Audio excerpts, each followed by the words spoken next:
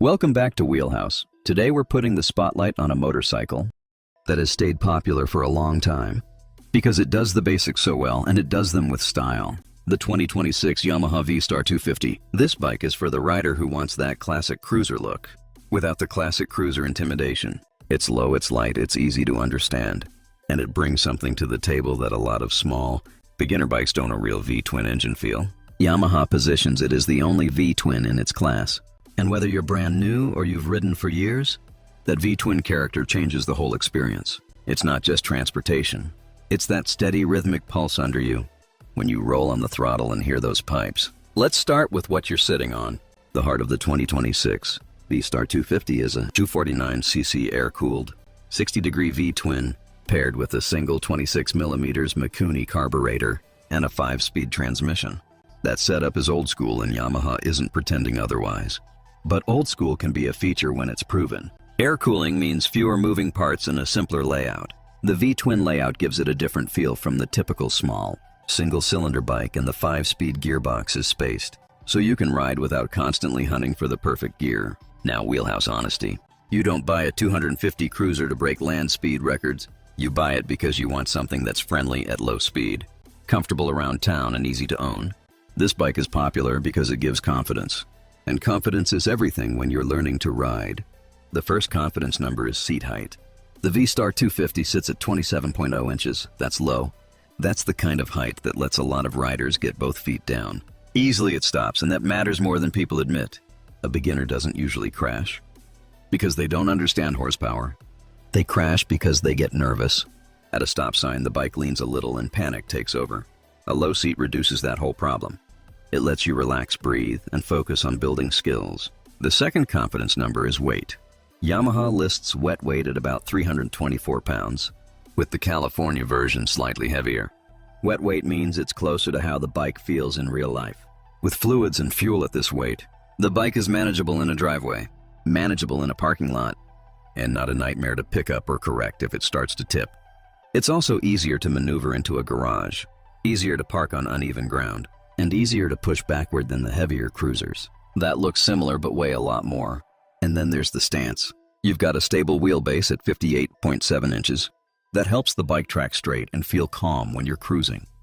Yamaha also builds the riding position around that laid back. Cruiser vibe handlebars that sit naturally in your hands, and forward set foot pegs so your legs can relax. For a lot of riders, that ergonomic ease is what keeps them riding longer, because you don't feel like you're cramped up on a tiny machine. Styling is a huge part of why this bike stays on the popularity charts. The V-Star 250 is one of those bikes that photographs well and looks right in person. You get classic lines, a traditional teardrop tank, generous chrome, and dual exhausts that visually balance the bike. Spoke wheels complete that old school cruiser look. It's the type of design that doesn't age quickly because it isn't chasing a trend, it's aiming at timeless. Now let's talk suspension and how it feels on real roads. Up front you have a 33mm fork with 5.5 inches of travel. Out back are dual shocks with 3.9 inches of travel and adjustable preload in normal language. It's built to soak up everyday bumps, and you can tighten the rear a bit if you're heavier, carrying gear, or occasionally riding with a passenger. You're not getting sport bike corner carving suspension here, but you are getting a setup that matches the purpose of the bike. Smooth, predictable, comfortable cruising. Brakes are simple and easy to understand, which is exactly what you want on a first cruiser. Up front is a 282mm hydraulic disc, and at the rear is a drum brake. Some riders hear rear drum and immediately think outdated, but on a light bike with modest power, a rear drum can be durable, low maintenance, and perfectly adequate when you ride within the bike's intended pace. The front disc is where you get the stronger stopping power, and better feel. The key, like always, is learning good braking habits. Use both brakes, squeeze smoothly, and keep your eyes up. Let's hit a practical detail that owners love: fuel economy and range. Yamaha estimates around 78 miles per gallon. The tank is 2.5 gallons, with 2.4 gallons on the California model. Yamaha even notes that you can approach 200 miles between fill UPS, depending on conditions. That is huge for new riders and commuters. A bike that goes far on a tank feels freeing. It also reduces the constant gas station lifestyle that some smaller tanks create. If you're learning, you can spend more time practicing and less time planning fuel stops. Now, let's talk about what makes this bike feel different from the usual entry-level crowd. It's the V-twin. Pulse singles are great, simple and punchy. But a V-twin has a cadence that feels more cruiser authentic. Add the dual exhaust look and you've got a mini cruiser that still gives you the vibe people want when they picture cruising down the road at sunset. But I'm going to give you the wheelhouse ownership talk. Because the most popular bikes are popular, partly because people know what they're signing up for first. This bike uses a carburetor, not fuel injection. That means it likes to be ridden regularly. If you let it sit with old fuel, it can get finicky. Cold starts can take a little more patience than a modern injected bike. This isn't a deal breaker. It's just a reality. The best move is simple. Keep fresh fuel in it. Consider a fuel stabilizer if it's going to sit. And don't ignore maintenance. When you treat a carbureted bike properly, it can be smooth and dependable. When you neglect it, it will remind you. Second, it's chain drive. Chain drive is efficient and common, and it keeps costs down, but it requires attention. That means cleaning, lubing, and adjusting the chain at the right intervals.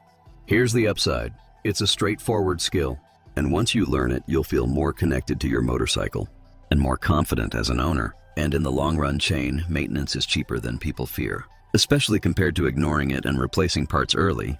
So who should buy the 2026 Yamaha V-Star 250? If you're a beginner who wants to feel safe and stable at low speeds, it's a strong choice. If you're shorter or just want a bike you can flat foot easily, it's a strong choice. If you want a classic cruiser look without jumping straight into heavier, more powerful machines, it's a strong choice. And if you're an experienced rider who wants a lightweight cruiser for relaxed rides around town, it's still a fun option because it's easy to hop on, easy to maneuver, and easy to enjoy without making everything a serious mission.